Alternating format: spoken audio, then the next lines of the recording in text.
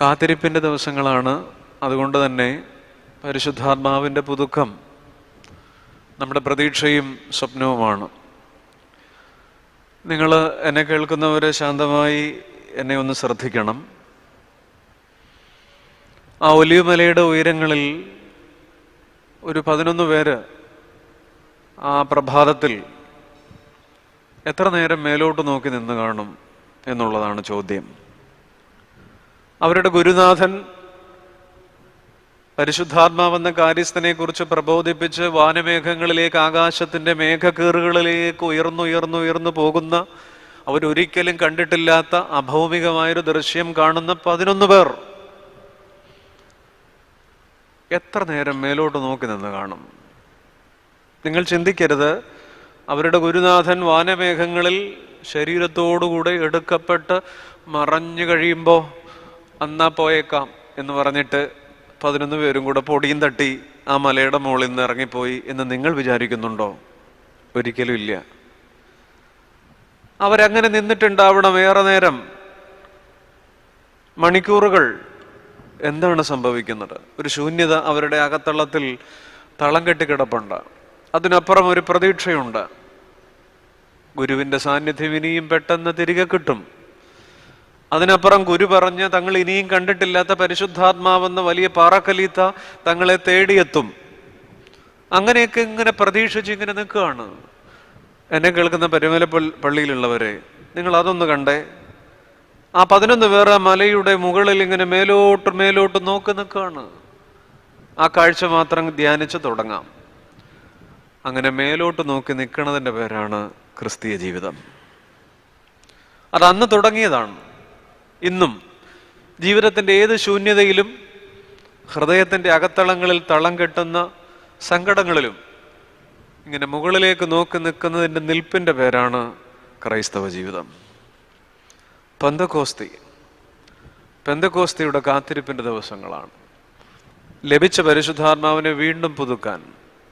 അതിൻ്റെ ഒരു ചെറിയ ധ്യാനം മാത്രമാണത്. വലിയ കാര്യങ്ങൾ പറയാനില്ല. സമയത്തിൻ്റെ കൃത്യമായ ഒരു സ്ട്രക്ചർ നമുക്ക് മുന്നിലുണ്ട് ഇവിടെ. അതിൻ്റെ ഉള്ളിൽ നിന്നുകൊണ്ട് കുറച്ച് കാര്യങ്ങൾ നമുക്കിങ്ങനെ ചേർന്ന് ചിന്തിക്കാം. പെന്തക്കോസ്തിയുടെ കാത്തിരിപ്പുമായി ബന്ധപ്പെട്ടല്ലെങ്കിൽ കാത്തിരിപ്പുമായി ബന്ധപ്പെട്ട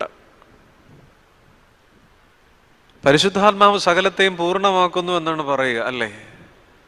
ഉണ്ടാകുന്നതും ഉണ്ടാകുവാനിരിക്കുന്നതുമായ സകലത്തെയും പൂർത്തീകരിക്കുന്ന പരിശുദ്ധാത്മാവ് നമ്മോടുകൂടെ എന്ന് പറയുന്നത്. പൂർണ്ണമാക്കുന്ന പരിശുദ്ധാത്മാവിന് വേണ്ടിയുള്ള കാത്തിരിപ്പാണ്. യേശു പൂർണ്ണ സ്നേഹമാണ്, പൂർണ്ണ വെളിച്ചമാണ്, പൂർണ്ണ ജ്ഞാനമാണ്. പൂർണ്ണത്തിൽ നിന്ന് പൂർണ്ണമെടുത്താൽ പൂർണ്ണം, പൂർണ്ണത്തിൽ നിന്ന് കുറച്ചാലും പൂർണ്ണം. അതുകൊണ്ട് ഭാരതത്തിൽ മനോഹരമായ ശ്ലോകമുണ്ട്. ദൈവത്തെക്കുറിച്ച് ഓം പൂർണ്ണമിതം എന്ന് പറഞ്ഞ് ആരംഭിക്കുന്ന പൂർണ്ണം എന്താണ്?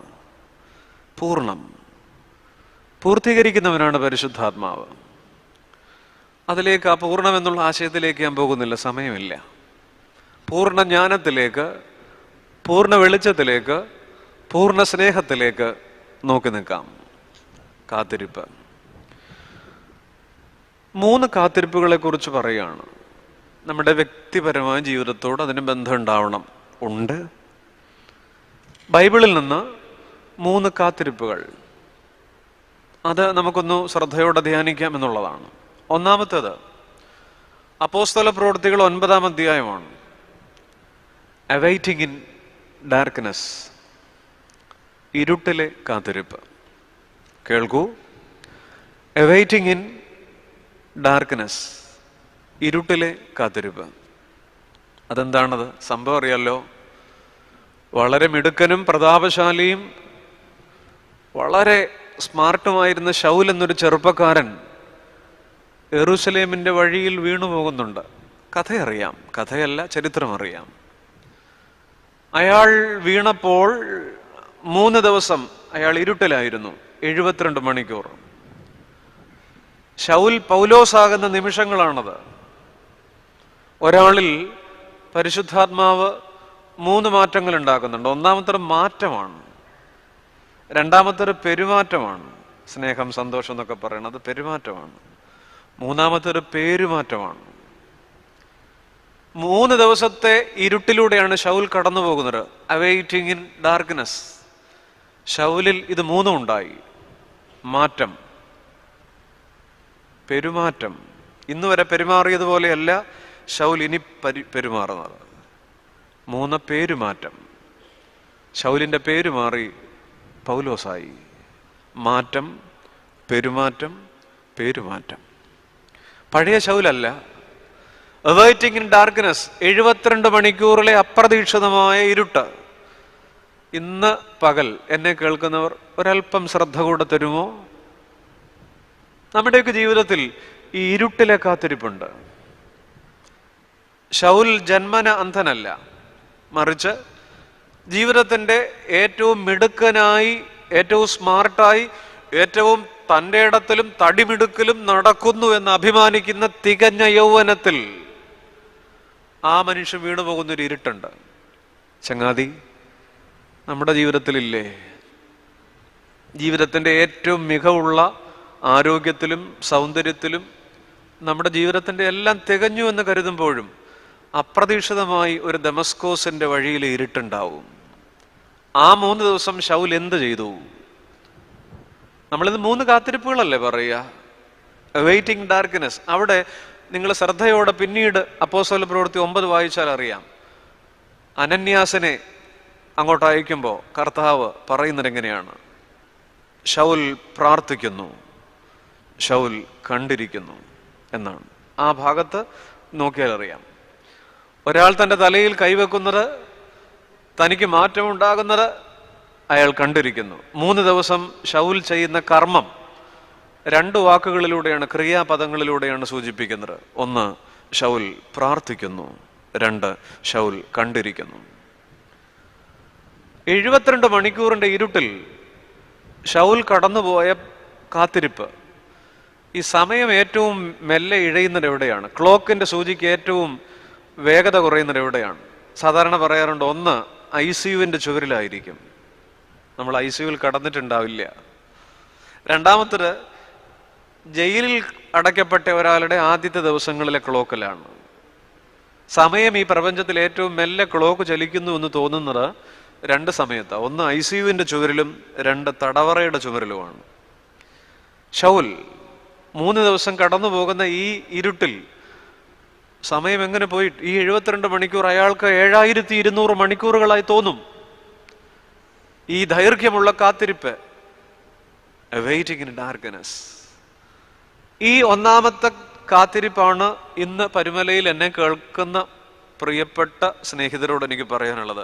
നമ്മൾ കടന്നു പോകുന്നൊരു കാത്തിരിപ്പാണ്. ചില ഇരുട്ടുകൾ. SBI എന്നൊരു വാക്കോർക്കണം. ബാങ്കല്ല. സൈറ്റ്, ബ്ലൈൻഡ്നെസ്, ഇൻസൈറ്റ് എന്നാണത്. ആദ്യത്തെ അക്ഷരങ്ങളാണ്. Sight, blindness, insight. ശൗല് കടന്നുപോയതൊരു SBIയിലൂടെയാണ്. അയാൾക്ക് കാഴ്ചയുണ്ടായിരുന്നു, ഇപ്പോൾ ഇരുട്ടാണ്, ബ്ലൈൻഡ്നെസ്. ഇനിമേൽ ഇൻസൈറ്റാണ്, ഉൾക്കാഴ്ച. കാഴ്ച, അന്ധത, ഉൾക്കാഴ്ച എന്ന് പറയും. അത് കഴിഞ്ഞപ്പോൾ ശൗലിന് പറ്റിയ മാറ്റത്തെക്കുറിച്ച് നിങ്ങൾ ബൈബിൾ നോക്കിയാൽ അറിയാം.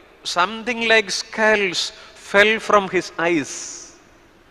ചെതുമ്പല് പോലെ എന്തോ ഒന്ന് എന്നാണ്. Something like സ്കാൽസ്. ചെതുമ്പല് പോലെ എന്തോ ഒന്ന് അയാളുടെ കണ്ണിൽ നിന്ന് അടർന്നു വീണു. പ്രിയപ്പെട്ടവരെ, ഇന്ന് പകൽ നിങ്ങളുടെ ചങ്കത്ത് കുറിച്ച് വെക്കാൻ ഞാനൊരു വാക്ക് പറയാണ്. 72 hours, 72 മണിക്കൂർ. ഈ പുസ്തകത്തിൽ മനുഷ്യന്റെ ജീവിതത്തിൽ അപ്രതീക്ഷിതമായി ഉണ്ടാകുന്ന ശോധനയുടെ ദൂരത്തിന്റെ പേരാണ് 72 hours, 72 മണിക്കൂർ. അല്ലേ? അബ്രഹാം ജീവിതത്തിലെ ഏറ്റവും എല്ലാമായി എന്ന് വിചാരിച്ച്, ഒരു കൊച്ചിനെ കൂടെ ദൈവം തന്നാൽ എല്ലാം ആയി എന്ന് വിചാരിച്ച് കിടന്നപ്പോഴാണ് ഇസഹാക്കിനെ മടിയിലേക്ക് വെച്ചു കൊടുത്തത്. ആ ഇസഹാക്കിനെ 1ാം തരമായിട്ട് വളർത്തുമ്പോഴാണ് 72 hours. അബ്രഹാം വീട്ടിൽ നിന്ന് ഇസഹാക്കിനെയും കൊണ്ട് മോറിയ മല കയറുന്ന, ചവിട്ടുന്ന ദൂരത്തിന്റെ പേരാണ് 72 hours. മനുഷ്യന്റെ ജീവിതത്തിന്റെ മിടുക്കുകളുടെ മധ്യേ മിടുക്കുടഞ്ഞു പോകുന്ന ശോധനയുടെ ദൂരത്തിന്റെ പേരാണ് എന്ത്? ഉറക്കെ പറയോ? മിണ്ടുകൊള്ളൂന്നേ. 72 hours. അത് തന്നെയാണ് യോന. ടിക്കറ്റ് മാറ്റിയെടുത്ത് ഇവാഞ്ചലിസ്റ്റിന്റെ വിസ കീറിക്കളഞ്ഞ് ടൂറിസ്റ്റിന്റെ വിസ എടുത്തിട്ട് അല്ലേ യാഫോവിൽ നിന്ന് തർസീസിലേക്ക് പോകുമ്പോൾ അയാൾ വീണു പോകുന്ന കടലാഴം, ആ തിമിംഗലത്തിന്റെ ഉദരം 72 മണിക്കൂർ. ജീവിതത്തിലെ ഏറ്റവും മിടുക്കനെന്നും മികവുള്ളവനെന്നും തനിക്ക് തന്നെ തോന്നിയ, കേൾക്കൂ, തനിക്ക് തന്നെ തോന്നിയ നിമിഷങ്ങളിൽ അയാളുടെ ജീവിതത്തിൽ വരുന്ന ശോധനയുടെ ദൂരത്തിന്റെ പേരാണ്, പറയൂ, കേട്ടില്ല, ഓരൊക്കെ പറയുന്നേ, ഇന്ന് വന്നിട്ട് വെറുതെ ആകരുത്. 72 hours. അബ്രഹാം പോയത് അതാണ്. ജീവിതത്തിന്റെ ഏറ്റവും 33-ാമത്തെ വയസ്സിൽ എൻ്റെ കർത്താവ് കടന്നുപോയ മരണത്തിന്റെ ദൂരത്തിന്റെ പേരാണ് 72 hours. നിങ്ങൾ വേദപുസ്തകം പരിശോധിക്കൂ.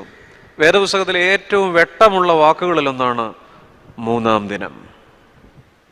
മോറിയ മലയിൽ അത് നടന്നു. യോനയുടെ ജീവിതത്തിൽ അത് നടന്നു. ക്രിസ്തു ആ 3-ാം ദിനത്തെ കാണിച്ചു തരുന്നു.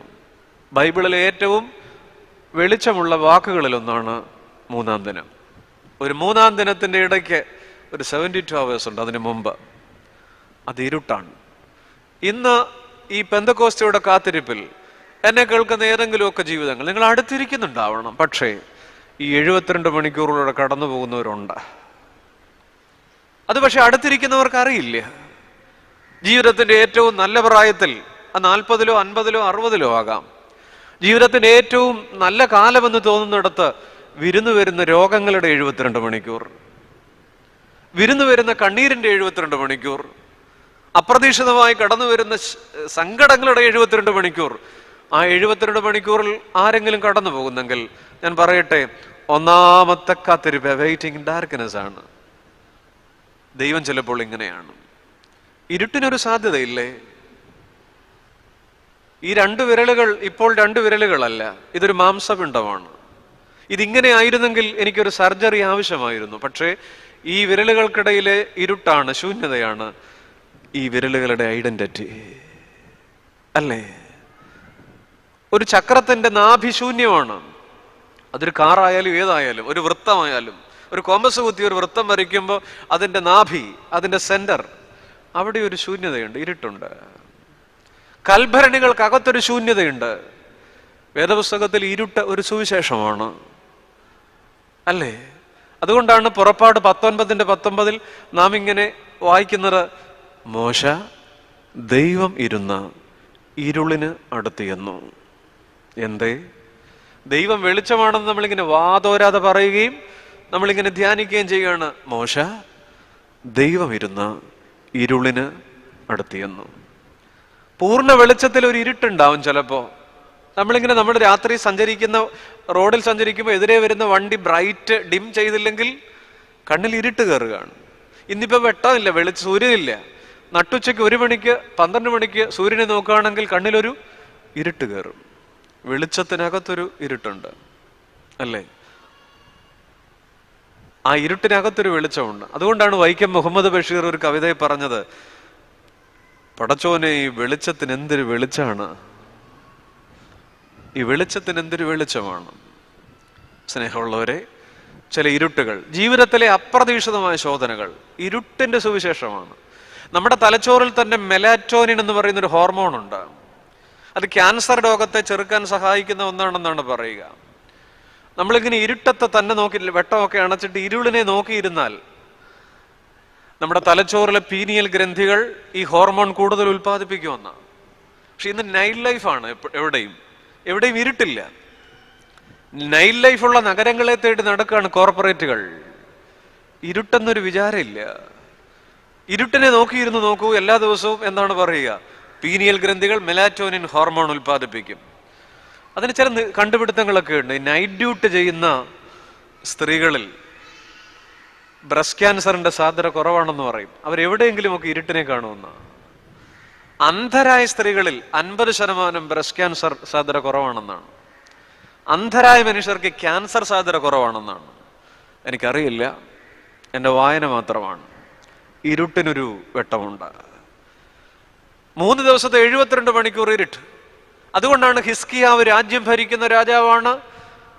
മരിക്കത്തരൊക്കെ രോഗം പിടിച്ചപ്പോ അയാളുടെ നേർക്ക് പ്രവാചകന്റെ വാക്കുകൾ ചാട്ടുളി പോലെ ചെന്നപ്പോ നാം വായിക്കുന്നുണ്ട് യെശയ്യാ 38 ഹിസ്കിയാവ് മുഖം ചുവരിനു നേരെ തിരിച്ചു.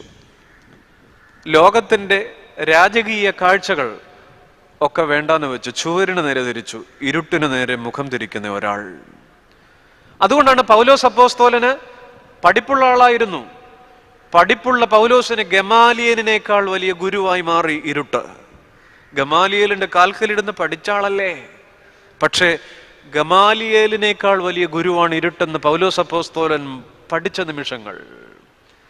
പ്രിയപ്പെട്ടവർ, ചില ഇരുളുകൾക്കപ്പുറം ദൈവം ഭേദപ്പെട്ടതെന്തോ കരുതിയിട്ടുണ്ടാവണം. ഇന്ന് ഈ പെന്തക്കോസ്തിയുടെ കാത്തിരിപ്പിന്റെ ദിനങ്ങളിൽ ഒന്നാമത്തെ ഒരു ചിന്ത നമ്മുടെ മനസ്സിലേക്ക് ഇങ്ങനെ കയറ്റി വിട്ടുകൊണ്ടിരുന്നേ, അവൈറ്റിംഗ് ഇൻ ഡാർക്ക്നെസ്. ആ 72 മണിക്കൂർ ചങ്ങാതി നമ്മുടെ ജീവിതത്തിൽ ചിലപ്പോൾ വന്നിട്ടില്ലേ? ഇതെന്നു തീരുമെന്ന് ചോദിച്ചിട്ടില്ലേ?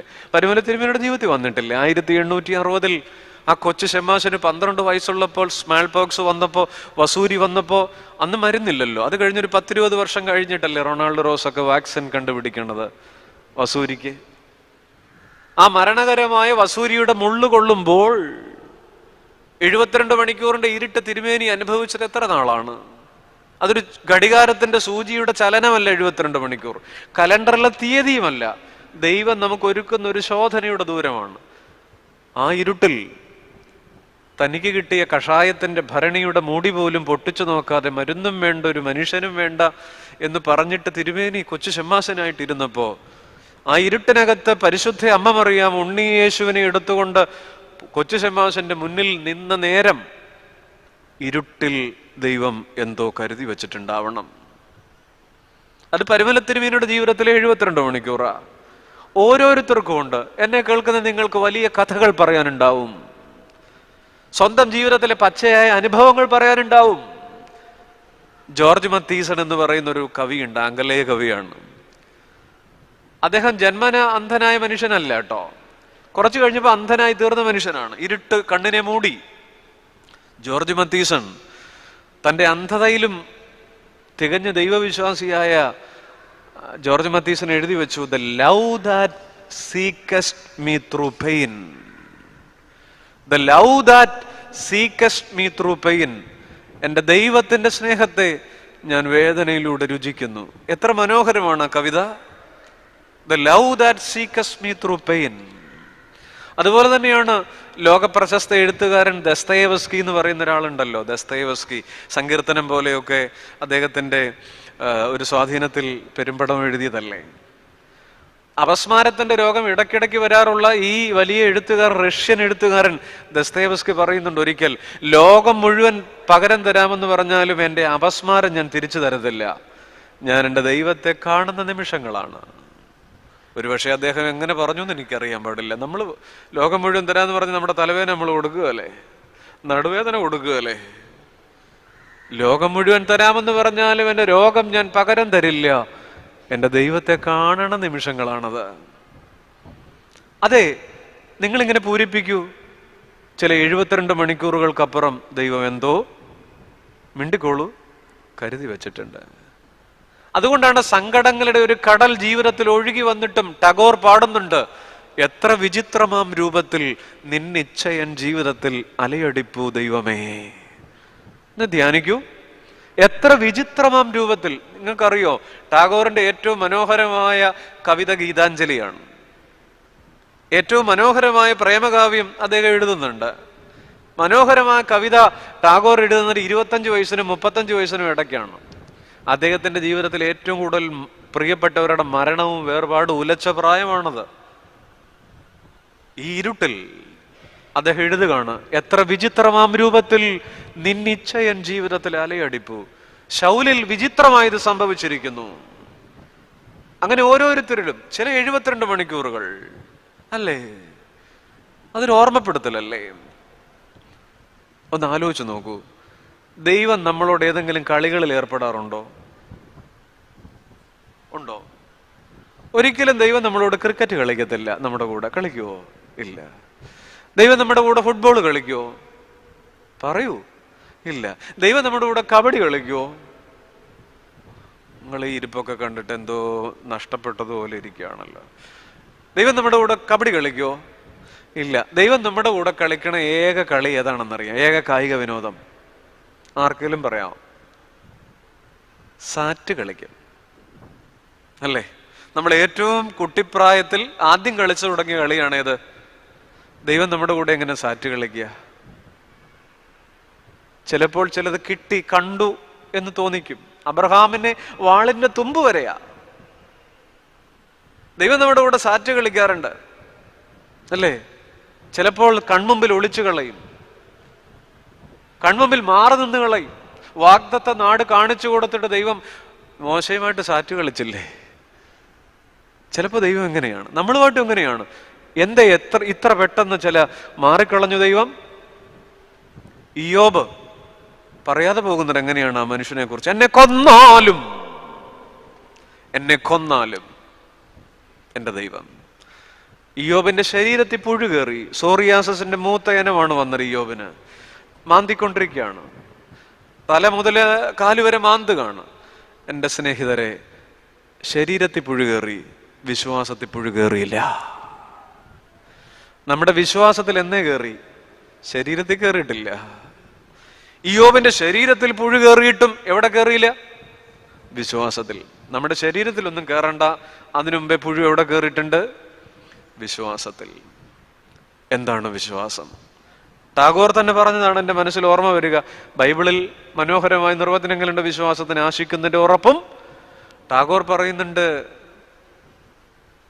പ്രഭാതത്തിൽ ഇരുട്ട് നിലനിൽക്കുമ്പോൾ തന്നെ പ്രകാശത്തെ അനുഭവിച്ചു പാടുന്ന പക്ഷിയുടെ പേരാണ് വിശ്വാസം എന്ന് പറഞ്ഞാൽ, നേരെ വെളുക്കുമെന്ന് വിചാരിച്ച് 4 മണിക്ക് കൂകുന്ന കോഴിയുടെ പേരാണ് വിശ്വാസം. നമുക്ക് ധൈര്യമുണ്ടോ? ഇല്ല. സംഭവിക്കാനിരിക്കുന്നത് സംഭവിക്കുമെന്ന് ഇരുട്ടിന്റെ മധ്യേ കടന്നു പോകുമ്പോൾ പ്രകാശം ഉണ്ടാകുമെന്ന് ഇരുളിൽ തന്നെ ഉറച്ച് ചിന്തിക്കുന്നതിന്റെ പേരാണെന്ത്? ഉറക്കെ പറയൂ. ഉറങ്ങല്ലേ? ചെറിയൊരു മഴ പെയ്യുന്നുണ്ട്. മഴ പെയ്യുന്നില്ല, മഴയുടെ അന്തരീക്ഷമുണ്ട്. അതുകൊണ്ടായിരിക്കാം ചിലര് ഉറങ്ങിയേക്കാം എന്ന് വിചാരിച്ച് ഇവിടെ ഇരുന്ന് ഉറങ്ങുന്നുണ്ട്. ഉറങ്ങരുതേ. ഇന്ന് പകൽ എന്നെ കേൾക്കുന്ന സ്നേഹിത, 72 മണിക്കൂർ നമ്മുടെ ജീവിതത്തിലുണ്ടോ? അങ്ങനെയെങ്കിൽ ഈ പരിശുദ്ധാത്മാവിന്റെ പുതുക്കത്തിന്റെ കാത്തിരിപ്പിന്റെ ദിവസങ്ങളിൽ പാടണം, തനിച്ചു ഞാൻ വെളിച്ചത്തിൽ നടപ്പതിലനുഗ്രഹം, ഇരുളിലൻ മഹേശനോടൊരുമിച്ചു ചരിപ്പതാം. എന്താ? തനിച്ചു ഞാൻ വെളിച്ചത്തിൽ നടപ്പതിലനുഗ്രഹം, ഇരുളിലൻ മഹേശനോടൊരുമിച്ചു ചരിപ്പതാം എന്ന് പറഞ്ഞാൽ, ഞാൻ തന്നെ വെട്ടത്തിൽ നടക്കുന്നതിനേക്കാൾ അനുഗ്രഹം, എനിക്ക് എന്തൊക്കെയോ മികവുണ്ട് മിടുക്കുണ്ടെന്ന് പറഞ്ഞ് ദൈവമില്ലാതെ വെട്ടത്തിൽ നടക്കുന്നതിനേക്കാൾ അനുഗ്രഹം. എൻ്റെ കർത്താവ് കൂടെയുണ്ടെങ്കിൽ 72 മണിക്കൂറിന്റെ ഇരുട്ടിൽ നടക്കുന്നതാ. തനിച്ചു ഞാൻ വെളിച്ചത്തിൽ. പാടാൻ താല്പര്യമുള്ളവർക്ക് കൂടെ പാടാം.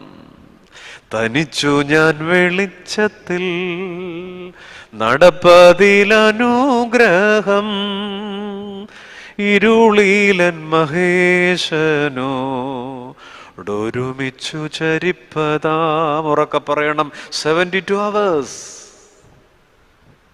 യോഹന്നാൻ ശ്ലീഹ പത്മോസിൽ ഏകനായി പാർത്തില്ലേ? ദ്വീപിൽ ഒറ്റപ്പെട്ടു പോയില്ലേ?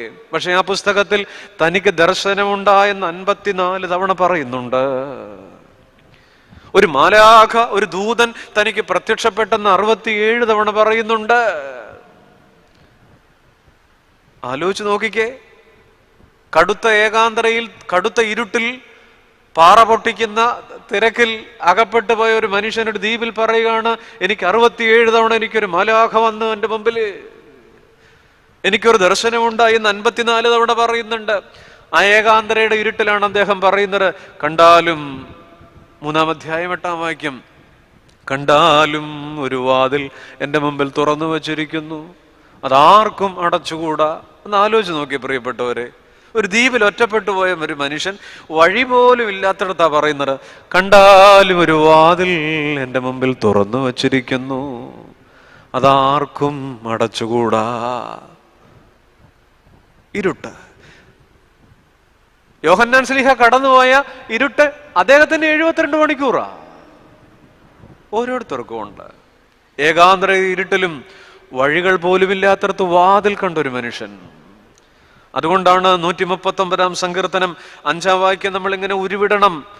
നീ മുൻപും പിൻപും എന്നെ അടച്ചു, നിന്റെ കൈ എൻ്റെ മേൽ വെച്ചിരിക്കുന്നു. ഇന്ന് പകൽ ഇതിങ്ങനെ വായിച്ച, കർത്താവേ, എൻ്റെ മുമ്പിലും പിൻപിലും വഴികളില്ല. എൻ്റെ ജീവിതത്തിൽ ഒരു 72 മണിക്കൂറുണ്ട്.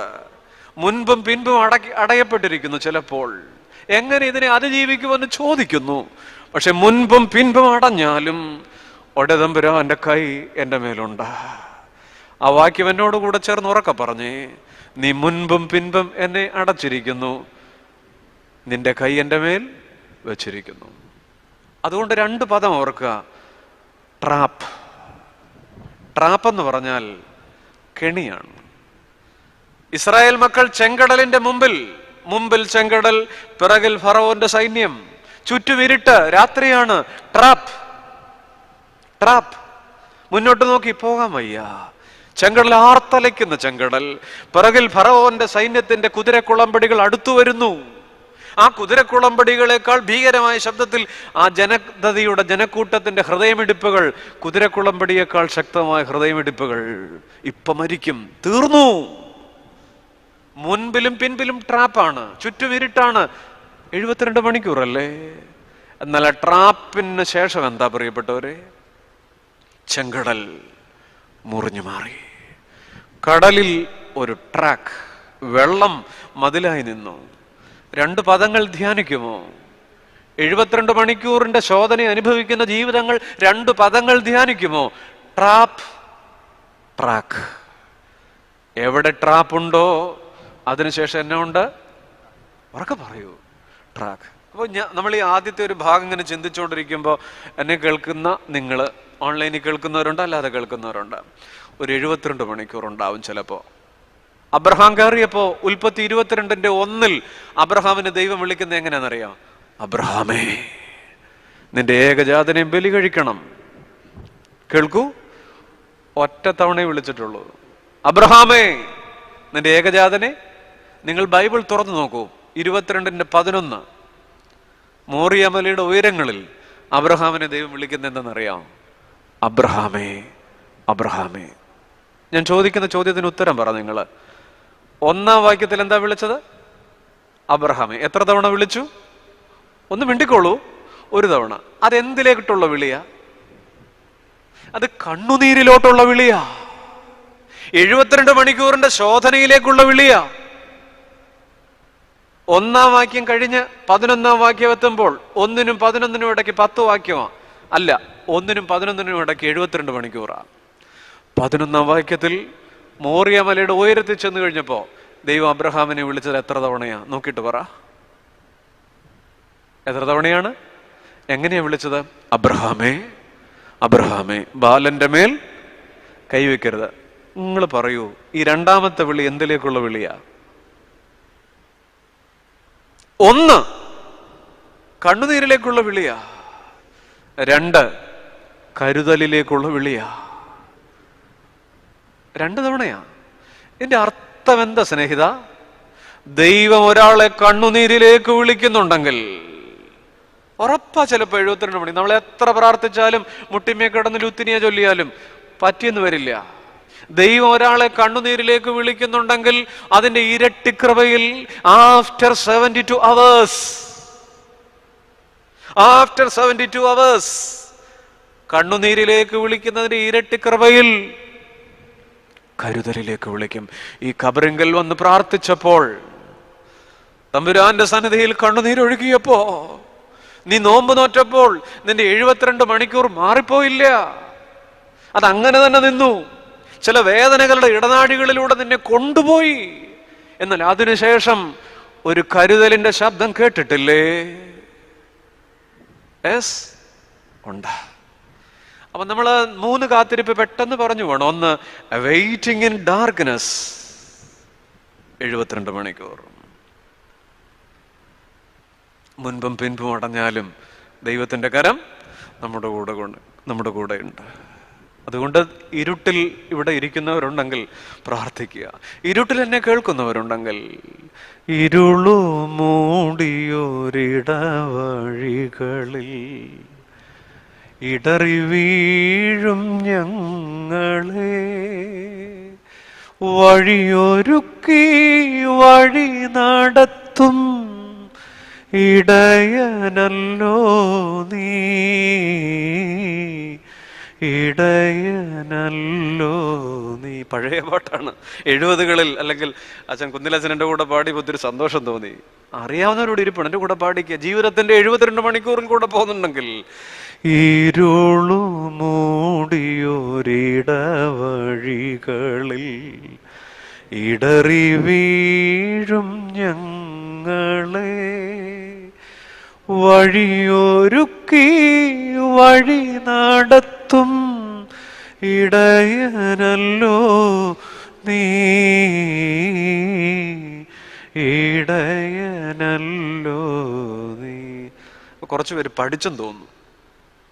ഒന്നുകൂടെ ഒന്ന് പാടിക്കുക, പാടാനങ്ങ് തോന്നുകയാണ്, സമയമില്ലെങ്കിലും. ഇരുളു മൂടിയൊരിടവഴികളിൽ ഇടറി വീഴും ഞങ്ങളെ വഴിയൊരുക്കി വഴി നടത്തും ഇടയനല്ലോ നീ, ഇടയനല്ലോ. ഒത്തിരി സന്തോഷം കേട്ടോ, ഇത്രയും പ്രതീക്ഷിച്ചില്ലേ? 72 hours.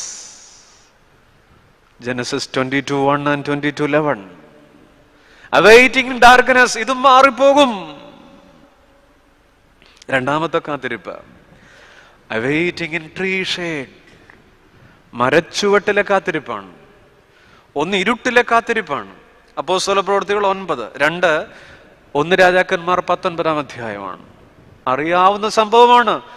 ഏലിയാവും തന്റെ നിയോഗങ്ങളെ മറന്ന്, തന്റെ ശുശ്രൂഷയുടെ കൃപയെ മറന്നിട്ട്, ആഹാബിന്റെ ഭീഷണിക്ക് മുമ്പിൽ 24 മണിക്കൂറിനകം ഞാൻ നിന്നെ സുട്ടിടുമേ എന്ന് പറഞ്ഞപ്പോ ഇസബേലിന്റെ ഭീഷണിയെ മറന്നിട്ട് ഏലിയാവ് ചൂരച്ചെടിയുടെ തണലിൽ കാത്തിരിക്കുന്നു.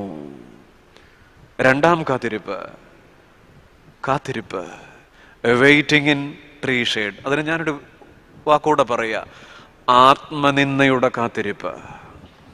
നമുക്ക് 2 തരത്തിൽ കാത്തിരിക്കാം. ഒന്ന്, ആത്മഭാരത്താൽ. പത്രോസ് കർത്താവിനെ തള്ളി പറഞ്ഞിട്ട് കാത്തിരുന്നു വിടുതലിനു വേണ്ടി. അതിൻ്റെ പേര് ആത്മഭാരം. ആത്മഭാരത്തിൽ ഒരാൾ കാത്തിരിക്കുമ്പോൾ സ്വയം പറയും, അയ്യോ ഞാനൊരു പാപി, ഞാൻ പാപികളിൽ ഒന്നാമൻ. എന്നാൽ യൂദാസ് കർത്താവിനെ തള്ളി പറഞ്ഞിട്ട് ആ രാത്രി മരണം കാത്തിരിക്കുമ്പോ അയാൾ പറഞ്ഞു, അയ്യോ ഞാനൊരു വിഡ്ഢി. ആത്മനിന്ദയിലെ കാത്തിരിപ്പ്. മാനസാന്തരം കാത്തിരിക്കുന്ന പത്രോസ് പറഞ്ഞു, ഞാനൊരു പാപി. ആത്മഭാരം വരുമ്പോൾ ഒരാൾ സ്വയം പറയും, ഞാൻ എത്ര പാപി. ഈ പെന്തക്കോസ്തി പെരുന്നാളിൽ ദാവീദിനെ പോലെ പറയാം, കർത്താവേ ഞാൻ പാപിയാ, ആത്മഭാരത്തിൽ. എന്നാൽ യൂദാ പറഞ്ഞു, മരണം കാത്തിരിക്കുന്ന യൂദാ പറഞ്ഞു, ഞാനൊരു വിഡ്ഢി, എന്നെ കൊണ്ടൊന്നിനും കൊള്ളത്തില്ല, ചത്തേക്കാം. ഏലിയാവ് കൃപയുള്ള മനുഷ്യനാ, കൃപയുള്ള മനുഷ്യനാ. ആ ചൂരച്ചെടിയുടെ തണലിൽ കിടക്കുമ്പോ പറയുക, അയ്യോ ഞാൻ അത്ര വിഡ്ഢി, വേണ്ടാത്ത പണിക്ക് പോയി, അയ്യോ ഞാൻ അത്ര വിഡ്ഢി, മരിച്ചാ മതി. അവൈറ്റിംഗ് ഇൻ ട്രീ ഷേഡ്, ആവണക്കിന്റെ ചുവട്ടിൽ, ചൂരച്ചെടിയുടെ ചുവട്ടിൽ. പ്രിയപ്പെട്ടവരെ, എന്നെ കേൾക്കുന്ന സ്നേഹമുള്ളവരെ, നമ്മളൊക്കെ എങ്ങനെയാ കാത്തിരിക്കുന്നത് പലപ്പോഴും. ഇന്നലെ 5 പേരുടെ ആത്മഹത്യ നമ്മൾ വായിച്ചാണ്. 5 ആത്മഹത്യയല്ല, അതിൽ 2-3 എണ്ണം കൊലപാതകമാണ്, അല്ലേ? 3 കുഞ്ഞുങ്ങളെ കൊന്നിട്ട്. ആത്മനിന്ദയുടെ കാത്തിരിപ്പാണ് ഇന്ന് ലോകത്തിൽ കൂടുതലും. എന്നെ കൊണ്ടൊന്നിനും കൊള്ളത്തില്ല, I am waste, I am useless, ഞാനൊരു പാഴായി പോയല്ലോ. മരച്ചുവട്ടിലെ കാത്തിരിപ്പ് ഓർക്കണം, അത് ആത്മനിന്ദയിലെ കാത്തിരിപ്പ. അവസാനമായി എന്നും തോന്നുന്നവരൊക്കെ ശൂരച്ചെടിയുടെ തണലില. ഇനി മരുന്ന് കൊണ്ട് ഭേദപ്പെടുകയില്ല, ഇനി ഏത് ആശുപത്രിയിൽ പോയാലും സുഖപ്പെടുകയില്ല, ഇനി ആര് വിചാരിച്ചാലും എൻ്റെ ജീവിതം ഗുണപ്പെടുകയില്ല. അങ്ങനെ വിചാരിച്ചാൽ കുഞ്ഞേ, നീ ചൂരച്ചെടിയുടെ തണലിലാണ്. ഇന്ന് പല ക്രൈസ്തവ ഭവനങ്ങളും ചൂരച്ചെടിയുടെ തണലിലാ. പല ക്രിസ്തീയ വീടുകളും ആവണക്കിന്റെ ചുവട്ടില, ആത്മനിന്ദയില. ഓർക്കണം, അവസാനമായി എന്ന് തോന്നല്ലേ. ഏലിയാവ മരത്തിന്റെ ചുവട്ടിൽ കിടന്നപ്പോൾ ആഗ്രഹിച്ചെന്തെന്നറിയാം? റിസൈൻ ചെയ്യാനാ. മരിച്ചേക്കാം, രാജിവെച്ചേക്കാം ഈ ജീവിതത്തിൽ നിന്ന്. നിങ്ങൾ കേൾക്കൂ, റിസൈൻ ചെയ്യാൻ ഒരുങ്ങി ഏലിയാവിന്റെ ജീവിതത്തിൽ തമ്പുരാൻ ഒരു വരയിട്ടു. എവിടാന്നറിയാം? തമ്പുരാനിട്ട വര ആദ്യത്തെ 2 അക്ഷരം കഴിഞ്ഞൊരു വരയിട്ടു. നിങ്ങളൊന്ന് വായിക്കാമോ? പറയുന്നേ. റിസൈൻ, RESIGN എന്നുള്ള വാക്കിനകത്ത് തമ്പുരാൻ ആദ്യത്തെ 2 അക്ഷരം കഴിഞ്ഞിട്ട് ഒരു വരയിട്ടാൽ അത് എങ്ങനെ വായിക്കണം? UKG പിള്ളേരോട് ചോദിച്ചാൽ പറയുമല്ലോ. റീസൈൻ എന്ന് പറഞ്ഞ അതിന്റെ അർത്ഥം എന്താ? വീണ്ടും തുടങ്ങാം, വീണ്ടും ആരംഭിക്കാം. റിസൈൻ ചെയ്യാൻ ഒരുങ്ങിയവനെ റീസൈൻ ചെയ്യിപ്പിച്ചൊരു ദൈവമുണ്ട്. ചൂരച്ചെടിയുടെ തണലിൽ കിടക്കുന്ന ജീവിതമേ, അവസാനമായി എന്ന് പറയല്ലേ. Separation is not an isolation, it's an insulation. Separation is not an isolation, it's an insulation. അതൊരു കവചമാണ്. നീ ഒറ്റപ്പെട്ടു പോയെങ്കിൽ അതൊരു ഐസൊലേഷനായി നിരാശപ്പെട്ട് പരിതപിക്കരുത്. നീ ഐസൊലേറ്റഡ് ആയി എന്ന് തോന്നിയ നിമിഷങ്ങളൊക്കെ നിനക്ക് വേണ്ടി ദൈവം ഒരു ഇൻസുലേഷനാ. പത്മോസ് ദ്വീപ് ഒരു ഐസൊലേഷൻ അല്ല, ഒരു ഇൻസുലേഷൻ ആണെന്ന് യോഹന്നാന് മനസ്സിലായി. ഇരുട്ട്, ഈ 3 ദിവസത്തെ ഇരുട്ട് ഒരു ഐസൊലേഷൻ അല്ല, ദൈവം എനിക്ക് ഒരുക്കിയ ഇൻസുലേഷൻ ആണെന്ന് പൗലോസ് അപ്പോസ്തലന് മനസ്സിലായി. ഓർക്കണം, ദൈവമേ, ഞാൻ ഇന്ന് ചൂരച്ചെടിയുടെ തണലില. വിശുദ്ധ മത്തായി 26:25 വാക്യമുണ്ട്. പെസഹ രാത്രിയിൽ ധീരനായ പത്രോസ് ചതഞ്ഞു പോയപ്പോ എന്തായെന്നറിയാം? പത്രോസ് അകത്ത് കിടന്ന്, കർത്താവിന്റെ വിചാരണ തുടങ്ങിയിട്ടേ ഉള്ളൂ, അകത്ത് കിടന്ന് അവസാനം കാണാൻ കാത്തുനിന്നു. വലിയ ആളാണ് പത്രോസ്, വലിയ ആളാണ് പത്രോസ്. പാറയാണ് പത്രോസ്. പാറയായ മനുഷ്യൻ അവസാനം കാണാൻ കാത്തുനിന്നു. നമ്മൾ എത്ര പാറയാണ്. പരുമലപ്പള്ളി മിക്കവാറും വരും, എല്ലാ നോമ്പും നോക്കും. നമുക്ക് വിശ്വാസത്തിലൊക്കെ പാറയാ. ഈ പാറയായി നീയും ഞാനും ജീവിതത്തിന്റെ ചില നിമിഷങ്ങളിൽ അവൈറ്റിംഗ് ഇൻ ട്രീ ഷേഡ്, അവസാനമായി എന്ന് വിചാരിക്കുക. പക്ഷെ അത് അവസാനമായിരുന്നില്ല. യേശുവിന്റെ വിചാരണ കാണാൻ പത്രോസ് അകത്ത് കയറിയപ്പോ അവസാനം കാണാൻ കാത്തുനിന്ന പത്രോസിന് മനസ്സിലായി, it's not end, it's a new beginning. ഇതൊരു പുതിയ തുടക്കമാണ്. അവസാനമായി എന്ന് പറയല്ലേ. വോൾട്ടയർ പറഞ്ഞു ലോകത്തിന് അവസാനമുണ്ട്. എപ്പിക്യൂറസ് പറഞ്ഞു അവസാനമുണ്ട്. ഭാരതത്തിലെ ചാർവാക സിദ്ധാന്തം 14-ാം നൂറ്റാണ്ടിൽ പറഞ്ഞു ഈ ലോകത്തിനപ്പുറം ഒന്നുമില്ല, ദൈവമില്ല. അതുകൊണ്ട് ചാർവാകന്മാരൊക്കെ പറഞ്ഞു ദൈവമില്ല, അതുകൊണ്ട് പരമാവധി ആസ്വദിച്ചോണം. യാവേർ ജീവേത് സുഖം ജീവേത്, ഋതം കൃത്വാ കൃതം ജീവേത്, ഭസ്മീഭൂതസ്യ ദേഹസ്യ. അവരങ്ങനെ പറയും. എന്ന് പറഞ്ഞാൽ യാവേത് ജീവേത് സുഖം ജീവേത്, എത്ര കാലം ജീവിച്ചാലും സുഖമായി ജീവിക്കുക. ഋതം കൃത്വാ കൃതം ജീവേത്, കടം വാങ്ങിച്ചാലും നെയ്യ് കൂട്ടി കഴിക്കുക. പഴയ കാലമാണ് കേട്ടോ. കടം വാങ്ങിച്ചാലും വേണ്ടിയല്ല, നെയ്യ് കൂട്ടി കഴിച്ചോണം, അടിച്ചു പൊളിച്ചോണം. ഭസ്മീഭൂതസ്യ ദേഹസ്യ എന്ന് പറഞ്ഞാൽ പഞ്ചഭൂതങ്ങളാകുന്ന ശരീരം ഭസ്മമായി പോകും. അതുകൊണ്ട് ദൈവമില്ല, ഈ ലോകത്തിനപ്പുറം ഒന്നുമില്ല, അവസാനം ഉണ്ട്. പക്ഷെ ക്രിസ്തീയ വിശ്വാസം പറയുന്നത് എപ്പിക്യൂറസ് പറഞ്ഞതുപോലെയല്ല, ചാർവാകൻ പറഞ്ഞതുപോലെയല്ല, വോൾട്ടയർ പറഞ്ഞതുപോലെയല്ല. അവസാനമായി എന്ന് കരുതുന്നിടത്ത് ഒരു പുതിയ തുടക്കമുണ്ട്. അതുകൊണ്ട് ഓർക്കുക, ഒടുവിലത്തേതെന്ന് പറയരുത്. ഒരു കിളി കൂടി ചിലയ്ക്കാനുണ്ട്, ഒരു പൂവ് കൂടി വിരിയാനുണ്ട്. ആടുകൾക്കിനിയും ഇടയനുണ്ട്, പാപികൾക്കിനിയും വചനമുണ്ട്. അതൊരു കവിതയാണ്. ഒരു കിളി കൂടി ചിലയ്ക്കാനുണ്ട്. തീർന്നൊന്നും പറയല്ലേ. ലോഗോതെറാപ്പിയുടെ ഉപജ്ഞാതാവായ വിക്ടർ ഫ്രാങ്കൻ നാസി തടങ്കൽ പാളയത്തിൽ കിടക്കുമ്പോൾ അദ്ദേഹം മരണത്തിന് വേണ്ടി ഒരുങ്ങുന്ന ആളുകളുണ്ട്. തീരെ കൊള്ളാത്തവരെ ഗ്യാസ് ചേമ്പറിലിട്ട് കൊന്നുകളയും. അദ്ദേഹം മരിക്കാനൊരുങ്ങിയ ആളുകളെ കുറിച്ച് അദ്ദേഹത്തിന്റെ ആത്മകഥയുണ്ട്, a man searching for meaning. അതിനകത്ത് അദ്ദേഹം പറയുന്നുണ്ട്, ഒരു ദിവസം അദ്ദേഹം മരിക്കാമെന്ന് വിചാരിച്ചിട്ട് ഒരു ബ്ലേഡ് കിട്ടിയപ്പോ നാസി തടങ്കൽ പാളയത്തിലെ ക്രൂരത ഭയങ്കരമാണ്. ഒരു ബ്ലേഡ് എവിടുന്നോ ഒരു മുറി ബ്ലേഡ് കിട്ടിയപ്പോൾ മരിക്കാമെന്ന് വിചാരിച്ചൊരു ദിവസം ഞരമ്പ് മുറിക്കാൻ ഒരുങ്ങിയപ്പോൾ ആ തടവറയുടെ വെട്ടം കയറാത്ത തടവറയുടെ ഒരു ചെറിയ ജനാലയുണ്ട്, അതിങ്ങനെ തുറന്നിട്ട് അദ്ദേഹം ബ്ലേഡ് കൊണ്ട് ഈ നരമ്പ് മുറിക്കാൻ ഒരുങ്ങിയപ്പോൾ വിക്ടർ കണ്ടു പുറത്തൊരു വെട്ടം. ആ ജനാലയിൽ കൂടെ അരിച്ചിറങ്ങുന്ന ഉദയസൂര്യന്റെ കിരണങ്ങൾ കണ്ടപ്പോൾ ഫ്രാങ്ക്ലിന്റെ മനസ്സ്, കാലങ്ങളായി സൂര്യനെ കാണാത്ത തടങ്കലിൽ കിടക്കുന്ന വിക്ടർ ഫ്രാങ്ക്ലിനൊരു അകത്തൊരു വെട്ടം ഉണ്ടായി. അയാൾ വിചാരിച്ചു, ഈ പ്രഭാതത്തിലെ സൂര്യൻ അത് ഇന്നലെയും അങ്ങനെ തന്നെ ആയിരുന്നല്ലോ, നാളെ അങ്ങനെ തന്നെ ഉണ്ടാവില്ല. അയാൾ ബ്ലേഡ് താത്തുവെച്ചു. അയാളിങ്ങനെ തൻ്റെ ആത്മഹത്യാ ശ്രമം ഉപേക്ഷിച്ചു. ജീവിക്കണമെന്നൊരു തോന്നലുണ്ടായി. ഓരോ ദിവസം കഴിയും തോറും അയാളുടെ പേശികൾ ശക്തിപ്പെട്ടു വന്നു. അകത്ത വെട്ടമാ. പിന്നെ അയാളെ കൊന്നുകളഞ്ഞില്ല, തിരിച്ചു വന്നിട്ടുണ്ട്, വലിയ മനുഷ്യനായി മാറി. അദ്ദേഹം A man searching for meaning എന്ന് പറയുന്ന അദ്ദേഹത്തിന്റെ പുസ്തകത്തിൽ എഴുതിയിട്ടുണ്ട്, that was the day of my resurrection. ആ നാസി തടങ്കൽ പാളയത്തിലെ ചെറിയ കിളിവാതിൽ തുറന്നപ്പോൾ അകത്തേക്ക് അരിച്ചിറങ്ങിയ സൂര്യപ്രകാശം ഞാൻ കാലങ്ങൾക്ക് ശേഷം കണ്ടപ്പോൾ എനിക്ക് മരിക്കണ്ടെന്ന് തോന്നിയ ഒരു നിമിഷമുണ്ടല്ലോ, ചെറിയ വെട്ടം. That was the day of my resurrection. അവസാനമായി എന്ന് പറയല്ലേ, ഒടുവിലത്തേതായി എന്ന് പറയല്ലേ, ചൂരച്ചെടിയുടെ തണലിൽ കിടക്കരുതേ. It's new beginning. ബൈബിൾ പറയുകയാണ്. ഞാൻ പറയാറുണ്ട്, എനിക്ക് പറയാൻ ഇഷ്ടമാണ്. പ്രത്യാശയുടെ മഷി കൊണ്ടെഴുതി, പ്രതീക്ഷയുടെ നൂല് കൊണ്ട് കുത്തിക്കെട്ടി, വാഗ്ദാനങ്ങളുടെ പുറംചട്ട കൊണ്ട് ബൈൻഡ് ചെയ്തൊരു പുസ്തകം നമ്മുടെ കയ്യിലുണ്ടെങ്കിൽ, 7400-ൽ പരം വാഗ്ദാനങ്ങളുമായി കറുത്ത വയൻറിട്ട പുസ്തകം നമ്മെ ചാരത്ത് കാത്തിരിക്കുന്നുണ്ടെങ്കിൽ, അവസാനമായി എന്ന് പറയരുത്. It's new beginning. ദൈവം ഒരിക്കലും ചിലപ്പോൾ ആഴം കുറയ്ക്കാറില്ല നമ്മൾ വീണ ഗർത്തത്തിന്റെ, പക്ഷെ ചില കച്ചിത്തുരുമ്പ് ഇട്ട് തരാറുണ്ടല്ലേ. ആഴം കുറയാറില്ല, ചില കച്ചിത്തുരുമ്പുകൾ ഇട്ട് തരാറില്ലേ. ചിലപ്പോൾ നാം ചാടിക്കടക്കേണ്ട പ്രതിസന്ധിയുടെ മതിലിന്റെ ഉയരം കുറയാറില്ല, ചില ഗോവണികൾ ചാരിത്തരാറുണ്ട്. അതാണ് ദൈവം. ഒന്ന് മെഡിറ്റേറ്റ് ചെയ്യോ നിങ്ങൾ. നമ്മൾ കടന്നു പോകുന്ന ഇരുട്ടിന്റെ ഘനം കുറയാറില്ല, പക്ഷേ ചില വഴിവെളിച്ചങ്ങൾ തെളിക്കാറുണ്ട്.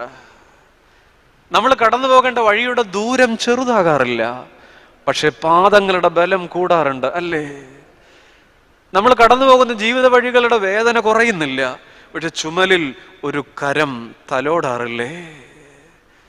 നമ്മൾ ചുമക്കുന്ന ചുമടിന്റെ ഭാരം കുറയുന്നില്ല, പക്ഷേ മുതുകിന്റെ ബലം കൂടാറുണ്ട്. ഒന്ന് ചിന്തിച്ചോളൂ, ദൈവമേ, ആഴം കുറയുന്നില്ല, ചില കച്ചിത്തുരുമ്പ് തമ്പുരാൻ തരുന്നുണ്ട്. ഉയരം കുറയുന്നില്ല, പക്ഷെ ചില ഗോവണി ചാരി തരുന്നുണ്ട് എൻ്റെ ദൈവം. ഇരുട്ടിന്റെ ഘനം കുറയുന്നില്ല, ചില വഴിവെളിച്ചങ്ങൾ തെളിച്ചു തരാറുണ്ട്. ദൂരം ചെറുതാകുന്നില്ല, പക്ഷെ ഞാൻ നടന്നു തീർക്കേണ്ട വഴികളിൽ എൻ്റെ പാദങ്ങളുടെ ബലം കൂടുന്നുണ്ട്.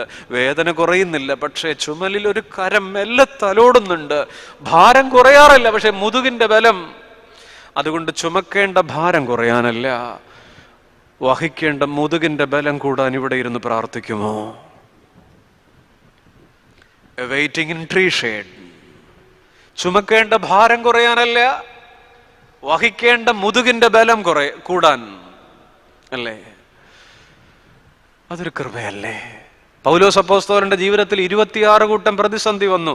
എണ്ണിയാൽ അറിയാം, കഷ്ടത, ആപത്ത്, പട്ടിണി, നഗ്നത, വാള്, പാമ്പുകടി, കപ്പൽ ഛേദം, എണ്ണാൻ സമയമില്ല. പക്ഷേ കർത്താവേ, ശൂലം മാറ്റി തരണമെന്ന് പ്രാർത്ഥിച്ചപ്പോ, മകളെ പൗലോസേ, ശൂലം മാറ്റത്തില്ല, കൃപ കൂട്ടിത്തരാം എന്ന് പറഞ്ഞു.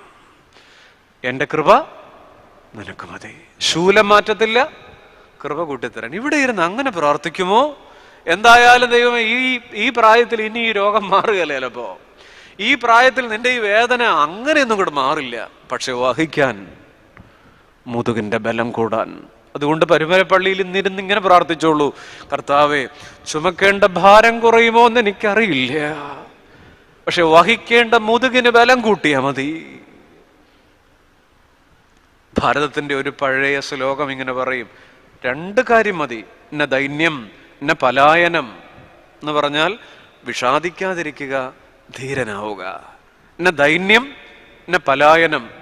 ദീനനായി പോകരുത്, പേടിക്കരുത്, പലായനം ചെയ്യുകയും വരരുത്. ഏലിയാവിനോട് പറയേണ്ടതാണ് എന്നെ ദൈന്യം, എന്നെ പലായനം. ഏലിയാവേ, വലിയ നിയോഗമുള്ള ആളല്ലേ താങ്കള്.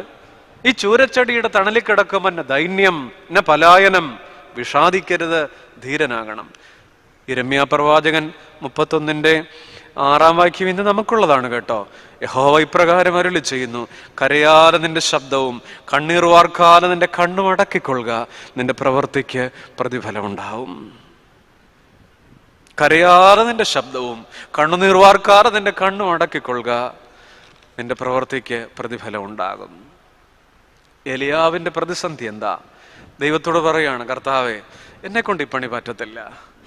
ഒരു 3 ചെറിയ ഇംഗ്ലീഷ് പദങ്ങൾ കൂടെ മനസ്സിലിട്ടോണം ഇത് ചിന്തിക്കുമ്പോൾ.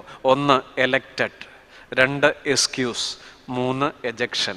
അല്ലെങ്കിൽ എലക്ഷൻ, എക്സ്ക്യൂസ്, എജക്ഷൻ. എലക്ഷൻ എന്ന് പറഞ്ഞ തെരഞ്ഞെടുപ്പല്ലേ? എക്സ്ക്യൂസ് എന്ന് പറഞ്ഞ ഒഴിവുകഴിവല്ലേ?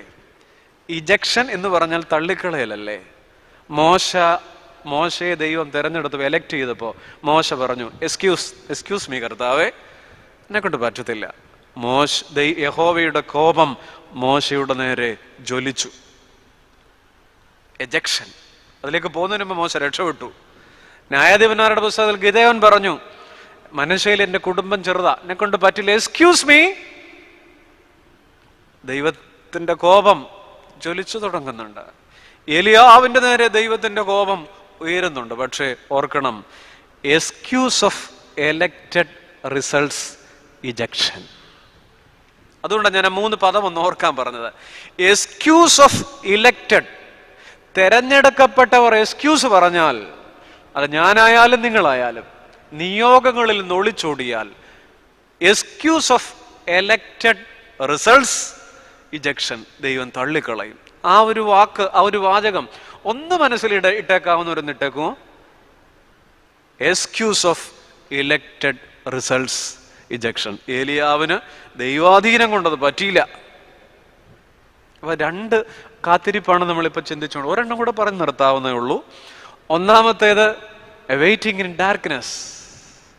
അതൊരു 72 മണിക്കൂറാണ്. അപ്രതീക്ഷിതമായ ശോധനയാണ്. നാം ഏറെ ആരോഗ്യത്തോടും ജീവിതത്തിൽ ഏറെ മികവോടും ജീവിക്കുന്ന കാലത്ത് ദൈവം തരുന്ന ചില ശോധനകൾ, 72 hours.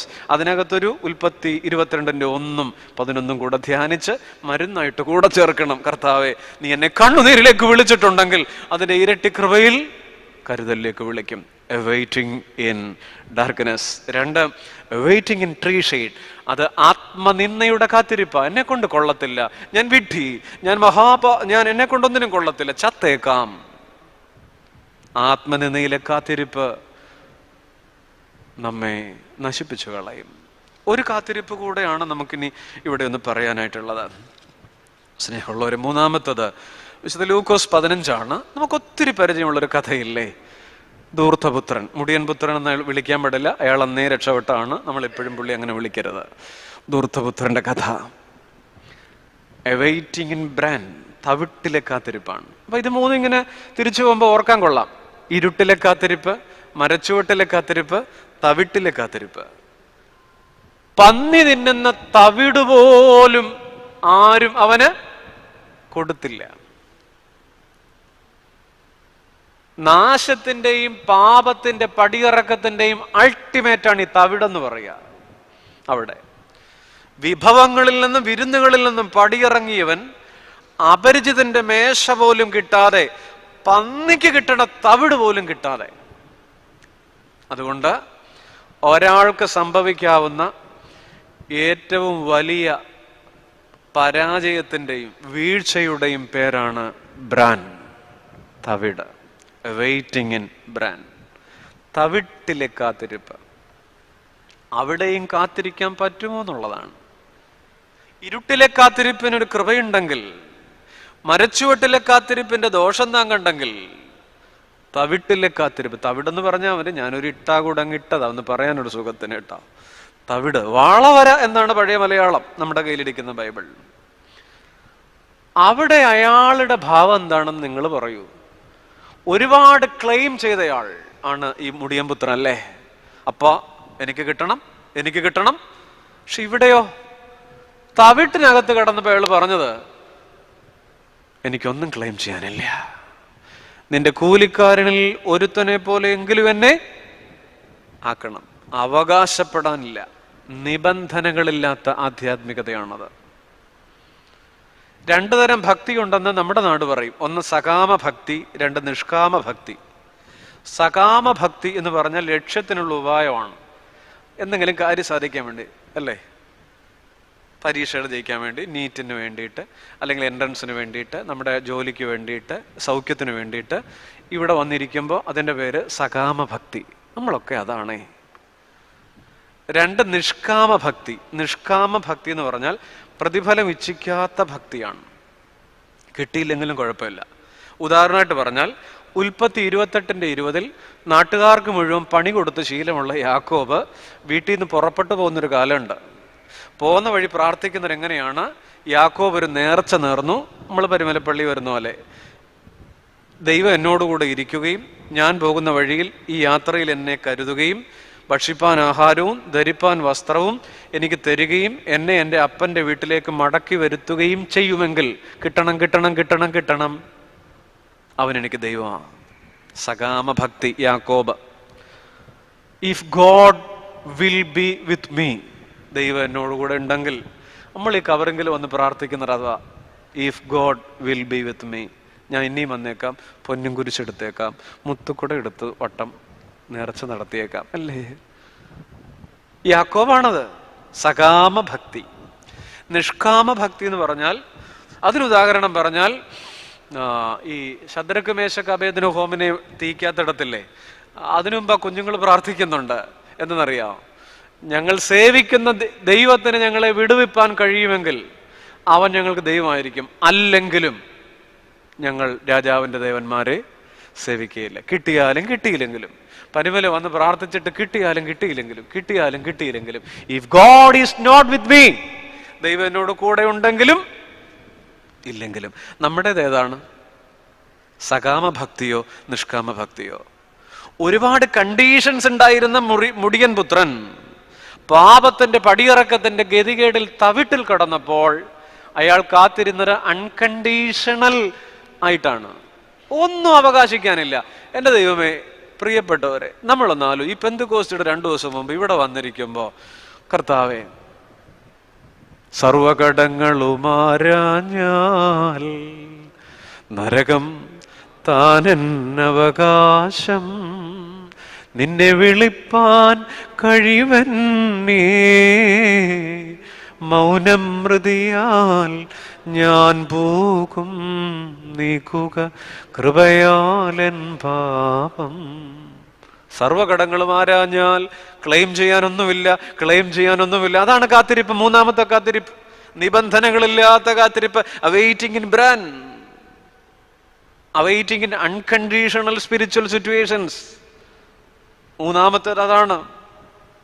നമ്മളിപ്പോ, ദൈവമേ, അങ്ങ് എനിക്ക് തന്നൊരു കൊച്ചു ജീവിതം ഉണ്ടല്ലോ, അതിങ്ങനെ കടന്നു പോവുകയാണ്. ഈ വർഷം കൂടെ ഇങ്ങനെ വന്നിരിക്കാൻ ഈ പെന്തക്കോസ്തിയുടെ കാത്തിരിപ്പിൽ ദൈവം നമുക്ക് ഇടയാക്കിയിട്ടില്ല. പണ്ട് ഞാൻ പെട്ടെന്ന് ഈ പാട്ടൊക്കെ പാടുമ്പോൾ ഓർക്കും കവിത. NN കക്കാട് അർബുദ രോഗബാധിതനായി 87 മരിച്ചയാളാണേ. നല്ലൊരു കവിയായിരുന്നു. ക്യാൻസർ ബാധിച്ച് മരിക്കാറായപ്പോഴാണ് അദ്ദേഹം എഴുതിയത്. ഒരു മനോഹരമായി എഴുതിയിട്ടുണ്ട്. എന്ത് നിൻ മിഴിയിണ തുളുമ്പുന്നുവോ സഖീ, ചന്തം നിറയ്ക്കുകീ ശിഷ്ടദിനങ്ങൾ. കരയരുത്. ഇനിയുള്ള ദിവസങ്ങൾ നന്നായിട്ട് ജീവിക്കണം. വരും കൊല്ലമാരെന്നുമെന്തെന്നും ആർക്കറിയാം. നമ്മൾ ഇവിടുന്ന് പറയണം, കർത്താവേ, 1 വർഷം കൂടെ തന്നു. സഫലമീ യാത്ര എന്നാണ് കവിതയുടെ പേര്. ചന്തം നിറയ്ക്കുക ഈ ശിഷ്ടദിനങ്ങൾ. അങ്ങനെ പാടിയത് കൊണ്ടാകാം അദ്ദേഹത്തിന് ദൈവം വീണ്ടും ആയുസ് നീട്ടിക്കൊടുത്തു. ക്യാൻസറിനെ അതിജീവിച്ചു. ഭ്രാന്തമായ ആവേശത്തോടെ ജീവിതത്തെ സ്നേഹിക്കുന്ന നിമിഷങ്ങളുണ്ട്. ഞാൻ ഒരു കാര്യം കൂടെ ഒന്ന് പറഞ്ഞ് വളരെ പെട്ടെന്ന് അവസാനിപ്പിക്കുകയാണ്. നമ്മൾ സാധിക്കുമെങ്കിൽ തീർച്ചയായും വായിച്ചിരിക്കേണ്ട ഒരു പുസ്തകമുണ്ട്, മലയാളമുണ്ട്. പ്രാണൻ വായുവിൽ അലിയുമ്പോൾ എന്നാണ് പുസ്തകം. ഒരു മിടുക്കനായ ഒരു ന്യൂറോ സർജൻ, പോൾ കലാനിധി എന്നാണ് പേര്. ലങ് ക്യാൻസർ വന്നിട്ട് സ്റ്റേജ് 4 ലങ് ക്യാൻസറിൽ കൂടെ കടന്നു പോകുമ്പോൾ അദ്ദേഹം ഇങ്ങനെ ആശുപത്രിയിൽ ICUവിൽ ഇങ്ങനെ മരണത്തോട് ഒക്കെ അടുത്ത് പോയിക്കൊണ്ടിരിക്കുകയാണ്.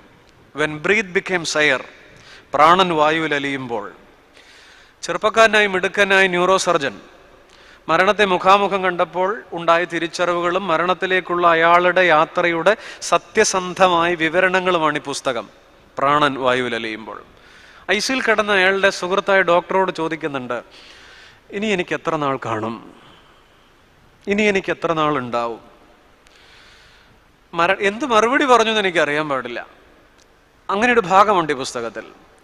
എന്നിട്ട് ഈ പോൾ കലാനിധി തന്നെ പറയുന്നുണ്ട്, എഴുതുന്നുണ്ട്, 3 മാസങ്ങളെ ബാക്കിയുള്ളൂവെങ്കിൽ എൻ്റെ കുടുംബത്തോടൊപ്പം ഞാൻ പൂർണ്ണ സമയവും ചെലവഴിക്കും. 1 വർഷത്തോളം എനിക്ക് ബാക്കിയുണ്ടെങ്കിൽ ഞാനൊരു പുസ്തകം എഴുതും.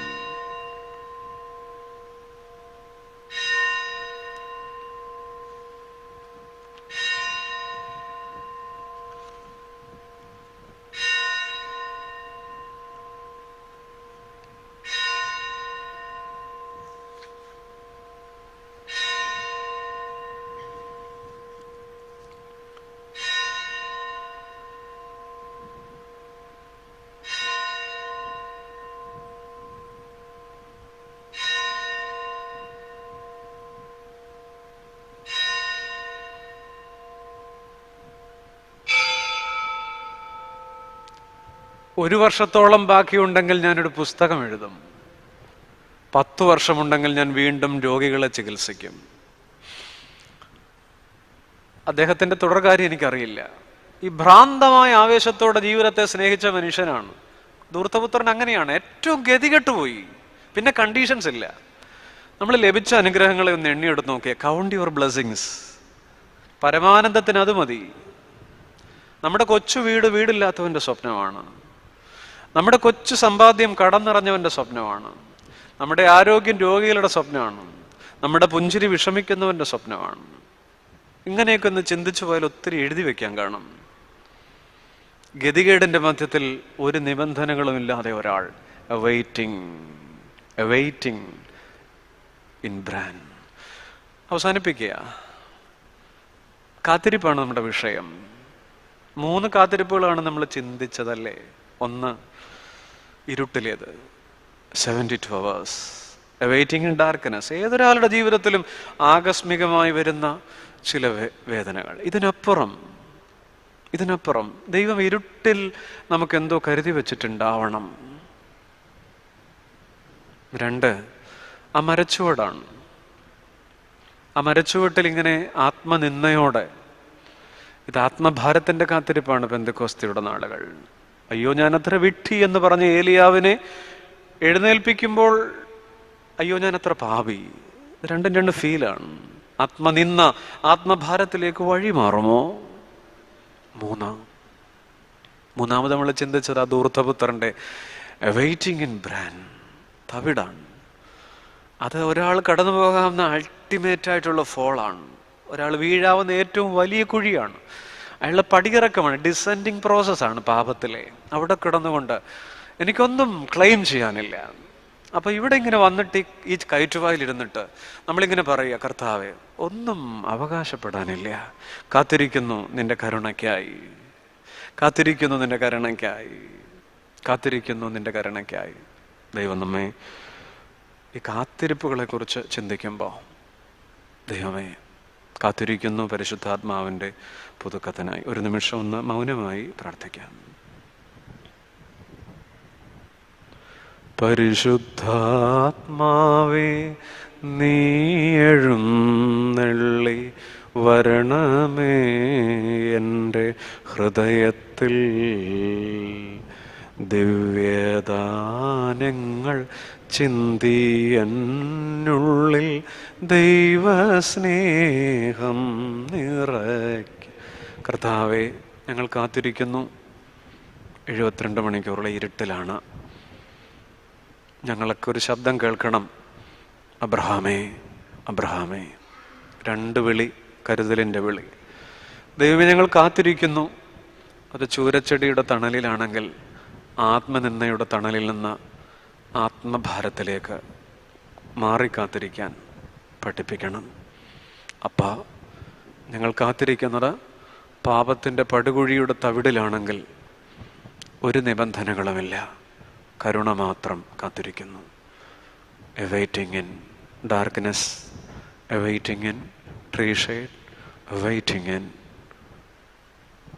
Bran. ദൈവം അനുഗ്രഹിക്കട്ടെ. പ്രാർത്ഥനയോഗത്തിൻ്റെ ഏറെ ആദരണീയരായ ചുമതലക്കാരോട്, അത്തായി കുന്നിലച്ഛനോടും ബിജു പ്രക്കാനം അച്ഛനോടും ഈ പരിമല സെമിനാരിയോടും റംബാശനോടും മാത്തുക്കുട്ടി അച്ഛനോടും ഒക്കെ എല്ലാവരോടും നന്ദി. കാത്തിരിക്കാം നമുക്ക് കൃപയ്ക്കായി.